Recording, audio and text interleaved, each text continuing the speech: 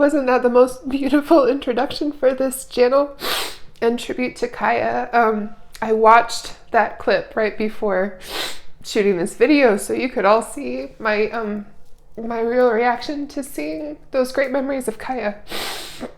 But I am Catherine, and welcome to A Grief Journey. This is a channel I made to document my journey through grief after my 11-year-old daughter Kaya died suddenly and unexpectedly. So I want to give credit where credit is due. My daughter, who was the closest person in the world to Kaya, made that introduction for this channel, and she just did the most amazing job, I think, in just a few seconds, capturing so much of who Kaya really was, and definitely with my beliefs still is. So today I want to talk about a topic that is I think kind of an important one. It has come up in my grief group where people were talking about how do you talk to someone in grief, and before they had their own grief, before they lost their own child, they were trying to say things to other people to help them feel better, saying just the right thing, and they went back after they had their own grief and loss and apologized for not being able to say the right thing, or not really kind of getting it. And no one should have to suffer through a loss like this just to be able to know how to talk to someone who's going through it. So today I want to talk about that topic. And my daughter, again, who made that introduction for this channel, her feedback was, go ahead and get more personal. Don't just list advice, get more personal. So today I'm going to walk you through an analogy that I feel, at least for me, for my experience, and talking to my family and talking to some other people who have lost a child, and a child isn't the only way, losing a child isn't the only way to get through to really profound grief, but to other people who lost a child, this analogy kind of fits really well. And I like analogies because if you've never been through it yourself, an analogy can kind of help you wrap your mind around it, and then kind of talk through about, like, at each stage of this analogy, what you might want to, talk about, and how you might want to communicate and talk to the person and why. So, with no further ado, my analogy is that of a tsunami coming in and wiping you away and wiping everything you've ever put together in your life away. So let me explain this analogy and why I think it fits for grief, and why understanding it might help you better be able to talk to someone who's in grief. So when you have a loss this huge, and first I should apologize to anyone who survived a tsunami. This might not feel like a great analogy to you. I've never been in a tsunami myself. This just seems to emotionally fit the experience. When a tsunami comes in, you kind of get wiped away, and everything that you kind of counted on before or thought was stable gets wiped away along with it. And you're caught out in the ocean. And in the very beginning, it really is all about survival. You've got to survive. So the people coming to you to communicate to you are kind of like your rescue team, making sure, you have your basic needs met. And make no mistake, love is a basic need. Making sure you show that they're loved and that the person they lost is loved. Making sure they have food, can pay their bills, can get to the doctor if they need to, can have transportation if they need to. That's just such a huge part of the beginning, because it really is just all about survival. Everything you knew is washed away, wiped away, and you're still caught out there in the storm, very much so, just trying to keep your head above water, trying to stay afloat. So at this stage, if you're trying to talk to a loved one who's in this, make sure they know they're loved. Make sure they know that that person they lost was loved. I think that is just so, so important. In my first video, I said the things that people were talking about that were the most helpful. If you knew Kaya, to tell me memories you have of Kaya, or things you loved about Kaya. If you didn't know Kaya, asking me, like, what do you remember about her? What are your favorite things? When I'm functioning enough with my head above water, that's what I want to know. I already know that my whole life was washed away, but these conversations help me know that building that wasn't for nothing, if that's making any sense. So just, again, talking about the person they lost and making sure they know that that person had an impact in this world, even though they're gone now, I think is so, so helpful. All right. The second stage is kind of to the analogy of when you go back to the site of the tsunami and you kind of see the destruction that's left. And you're at that point where you realize you have to rebuild somehow, but you just don't know where to start. And I feel like this is the stage where our family is a little more in right now. We're just trying to figure out, do we want to go back and rebuild things as close as possible to the way they were? Do we want to overhaul and change huge things in our life? How do we want to rebuild our lives without Kaya?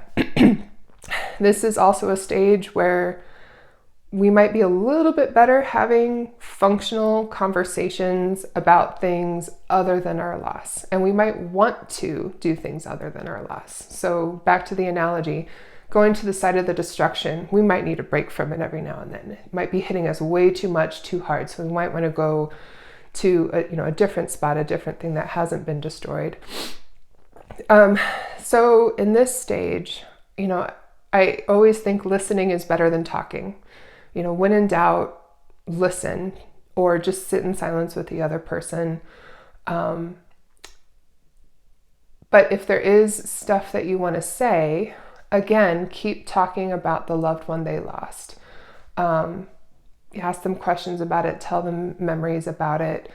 At this stage, I think it's also important to pay attention to the nonverbals. Is the other person really seeming to engage in the conversation, or are they starting to drift off? There do seem to be times where you want to be distracted, but it just hits you and you can't, and you're no longer in the conversation. So look for those little nonverbals about the other person. And also at this stage, I've had a few friends come to me and be like, they will mention something hard that's happening to them, some genuine difficulty, legitimate, not just a first world problem that they're going through. And then they're like, oh my gosh, I'm so sorry. I feel so bad. What you're going through is so hard and I don't want to lean on you. And the thing is, with these friends, I want them to feel like they can come to me now in this stage. Maybe not all the time. Sometimes it still does need to be about us losing Kaya, but I love them. They're my friend. They've been there for me in this. I want to start to have some purpose again at this stage. So at least for me, I think it's very okay for friends, as long as they're paying attention to my nonverbals and how engaged I am able to be in that conversation, are able to come to me with things that they're going through and difficulties that they have. Some things definitely not to do, I think, in any stage. First would be cliches. Cliches just fall flat. And I don't have a good way to tie why cliches are a problem into the analogy, but cliches like one day at a time heals all wounds, they're in a better place. Even if I believe that to be true, it just sounds hollow. You're taking someone else's words into this situation. Go ahead and come up with your own words. I know when I told friends about Kaya and that she had died, the reactions that had the most powerful effect on me were definitely the most raw ones, where people just allowed themselves to say the words to show that they were in shock. They weren't trying to find the right words. They were just genuinely going into shock with me. And speaking of shock, my daughter wanted me to mention this too. If someone is in shock or denial, that shock and denial can be life-saving. Don't try to push them out into the reality too bad. It's like trying to tell someone who's still caught in the waves, hurry up and get back to shore and see everything that was destroyed. No, this person just needs to concentrate on surviving right now. And my daughter, who also loves analogies, had a great analogy, although kind of a morbid one, because we get morbid, a lot more morbid when we've been through stuff like this.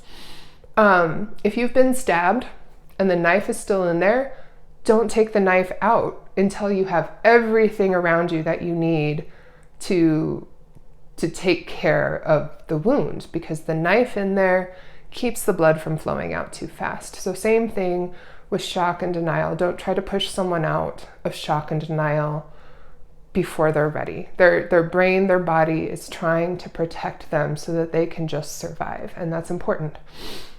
So don't try to rush them back to shore to see all the loss and destruction that has happened to their life before they're ready. And you won't know when they're ready. They will know when they're ready. So, yep, no cliches. Don't push someone out of shock and denial too fast. And don't give advice. You know, if you think about it, you know, it's like you're trying to be a friend when you're giving advice, showing up to the destruction, being like, here's how you need to rebuild.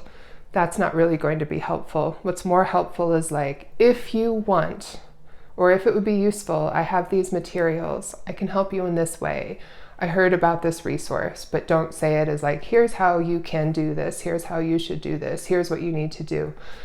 Advice just falls flat and feels very empty too. So no advice giving, no cliches, and don't push them to the next stage too fast, because you could be pushing them out of something they really need in that moment.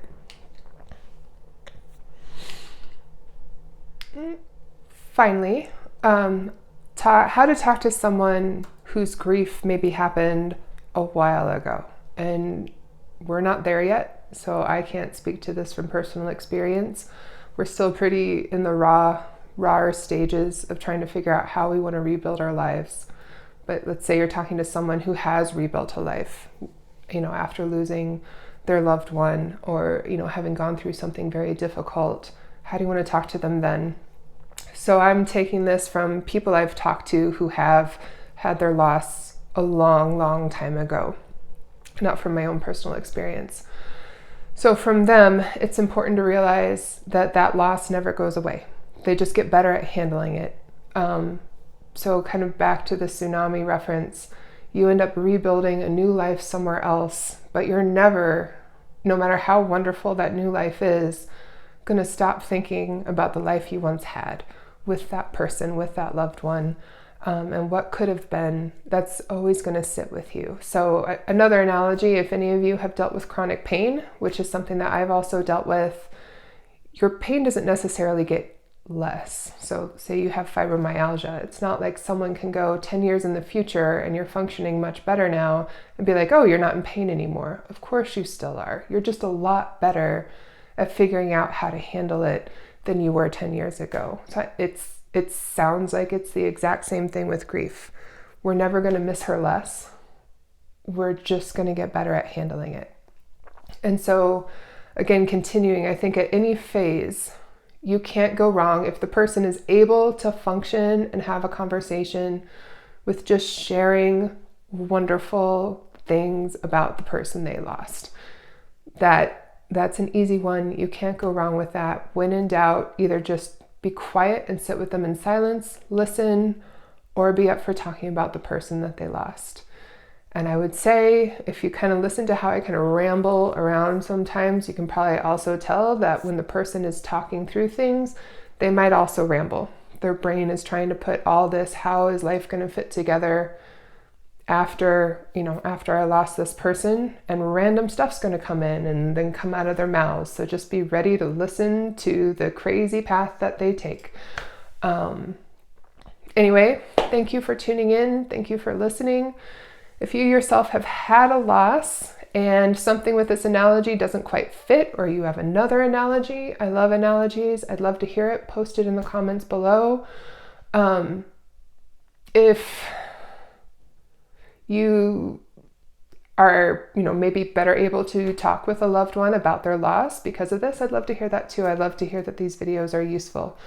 And please, if you find this information helpful, don't forget to click and subscribe.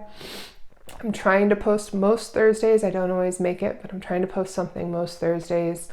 And if you have been through your own loss, please know I'm thinking about you. I'm thinking about everyone who has been through a huge loss. I'm praying for them every day. And I hope you can feel the love you have around you. Thank you.